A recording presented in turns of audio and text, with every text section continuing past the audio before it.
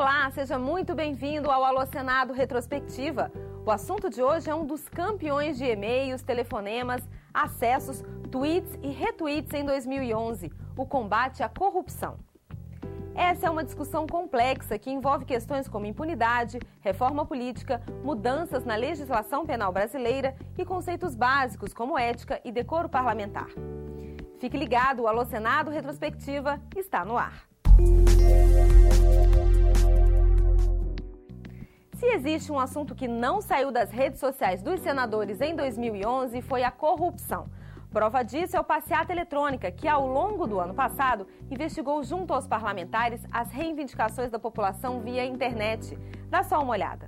A corrupção e as formas de combatê-la é um dos temas repercutidos e muito utilizados muito repercutido no Twitter, que eu tenho dialogado muito com as pessoas em relação a esse tema e mais que isso, é uma pressão que o Senado tem que dar uma resposta no sentido de tomar medidas eficazes no combate à corrupção. Eu uso o Twitter, inclusive, para dar notícia das minhas atividades e recebo várias mensagens, seja sugerindo, seja cobrando, e a maior parte delas é justamente, eu diria que eu não tenho uma estatística fechada, mas é muito contra a corrupção no país. A sociedade está acompanhando muito de perto as ações do governo, especialmente da presidenta Dilma, em relação a essa faxina que ela vem fazendo na área do setor público. As denúncias que aparecem, ela pontualmente vai, ela demite, afasta o gestor. Isso a sociedade está aplaudindo. Outra questão que é muito demandada é a questão da corrupção. Isso tem sido recorrente no Twitter, tem sido muito intenso. Mas a questão da corrupção é que hoje, neste momento, está mais, digamos, pautando o interesse dos seguidores do Twitter ou de todos aqueles que mobilizam as redes sociais. A maior parte das mensagens sobre corrupção recebidas pelo Alô Senado faz a mesma pergunta.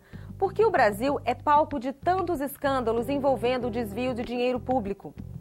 O Luciano de Araújo Oliveira, lá de Salvador, na Bahia, vai além. Ele afirma que o crime de corrupção só não é mais grave do que o crime de homicídio e pergunta aos senadores até quando o brasileiro vai ter que conviver com esse problema.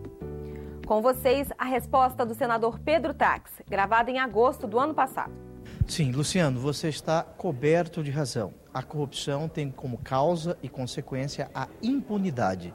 Existe corrupção na Alemanha, na Suíça, nos Estados Unidos, existe corrupção no mundo todo. Só que nestes países, nessas localidades que eu citei, lá, nesses lugares, a corrupção ela é punida. Aqui no Brasil, infelizmente, os casos de corrupção, um sucede ao outro. Um escândalo sucede ao outro escândalo. Nós temos a cada semana um escândalo. Portanto, a causa da corrupção e a consequência da corrupção é a impunidade. Nós temos que quebrar este círculo vicioso. Eu, como senador, apresentei um projeto que aumenta a pena da corrupção. A pena mínima da corrupção, 2 anos. Nós, neste projeto, estamos pedindo que a pena da corrupção passe a 4 anos no mínimo, porque corrupção no Brasil mata. A corrupção rouba o futuro das nossas crianças em razão da falta de qualidade das escolas. A corrupção mata, literalmente, não metaforicamente, porque as estradas, elas estão esburacadas, estradas em péssimas condições, em razão da corrupção, vide o último escândalo do Ministério do Transporte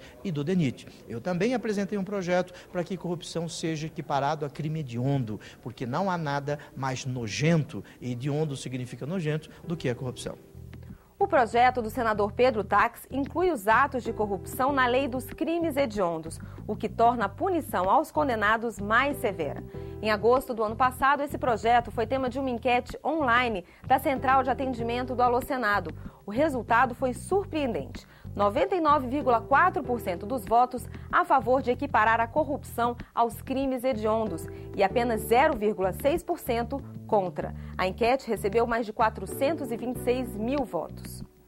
E entre as mensagens enviadas para o Alô Senado em 2011, uma mesma pergunta surgiu de vários pontos do Brasil. O que os senadores podem fazer para combater a corrupção?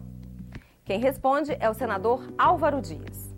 O que nós fazemos aqui é requerer auditorias ao Tribunal de Contas, convocar os acusados para que deponham, se expliquem, encaminhar representação ao Procurador-Geral da República para que se instaurem os procedimentos para a investigação judiciária. Há providências que se dão na esfera do judiciário. Por exemplo, ações que tenham por objetivo ressarcir os cofres públicos dos prejuízos verificados. São ações que devem certamente ser encaminhadas ao Poder Judiciário, com as providências de praxe, como bloqueio de bens, para que se tente recuperar, pelo menos parcialmente, os recursos que foram desviados dos cofres públicos. Gostaria de perguntar aos senhores senadores o que os senhores entendem por ética e decoro parlamentar. Lucas, eu vou trazer uma definição sobre isso que não é minha. É uma definição do século XVIII, do século XVII, do padre Antônio Vieira, quando ele fazia o Sermão do Bom Ladrão. Me permita colar do padre Antônio Vieira para você ouvir. Dizia, no século XVII, o padre Antônio Vieira: se o alheio que se tomou ou retém se pode restituir e não se restitui, a penitência deste e dos outros pecados não é verdadeira. Penitência senão simulada e fingida, porque não se perdoa o pecado sem se restituir o roubado. Este mandamento do padre Antônio Vieira deve ser o mandamento do comportamento do homem público em relação ao erário público. O papel de um senador, de um deputado é isso, é ser res publicano, no sentido de ser um súdito defensor da coisa pública e não um aproveitador das coisas que pertencem à República. Muitos dos e-mails e telefonemas sobre corrupção que chegaram ao Alô Senado simplesmente registram a indignação do brasileiro com esse problema. Entre eles, mais uma mensagem do Luciano Oliveira, lá de Salvador. Afinal, o que fazer para evitar que novos casos de corrupção aconteçam? É possível prevenir a corrupção? Com a palavra, o senador Humberto Costa.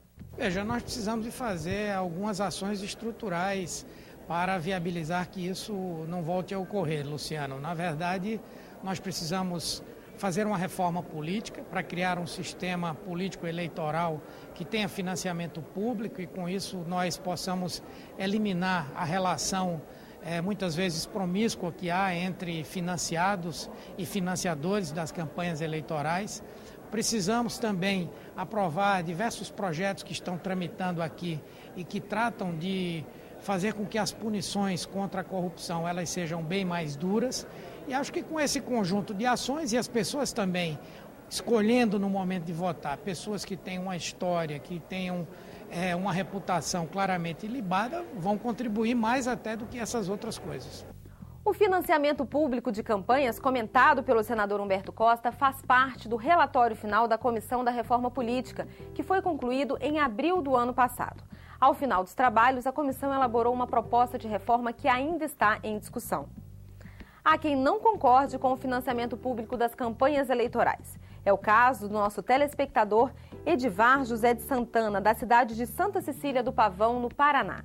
Na opinião do Edivar, cada um deveria se candidatar usando o seu próprio dinheiro e não o dinheiro público.